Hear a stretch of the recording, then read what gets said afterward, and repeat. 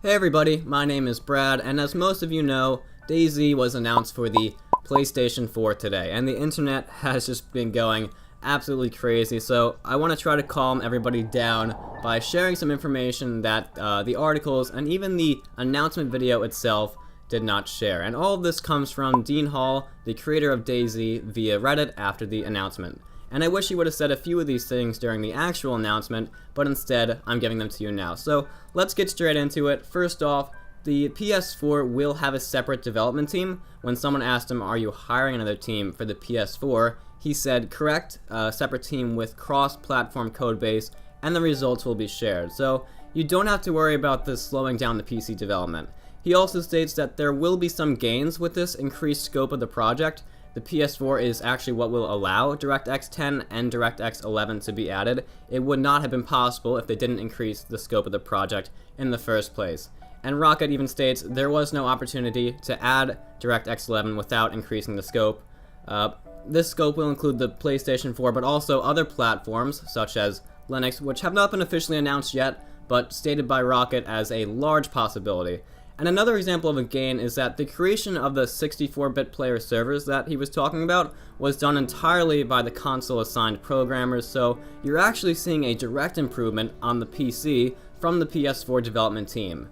Alright, next, they were not paid to undertake additional platforms, as once again stated by Dean. It's kind of a crazy theory, but it wouldn't surprise most of us these days.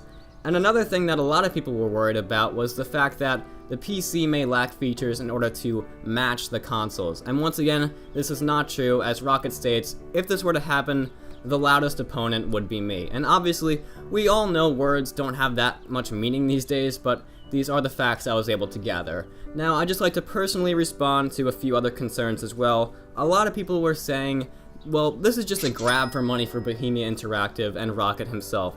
But they did say this is going to take about 3 years, and I don't think spending 3 years of your time on something is a grab for money. If anything, it shows that it is a serious project. Someone on Reddit told him that they wouldn't be buying any more games until they complete the standalone, and Rocket actually responded by saying, this is the recommendation for everyone. So yes, he is flat out saying, don't buy this game. And I have to reiterate this again, sadly, but early access does not mean you're just getting a game early. It is for testing bugs and providing feedback. And I know this team has had some empty promises in the back, and I'm sure they're willing to acknowledge that themselves.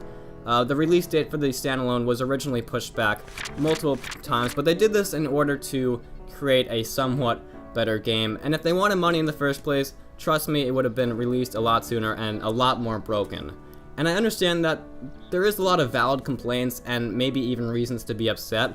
A few of them I actually agree with, but this announcement isn't as destructive as people make it out to be. So hopefully some of us can now get some sleep tonight with these added statements.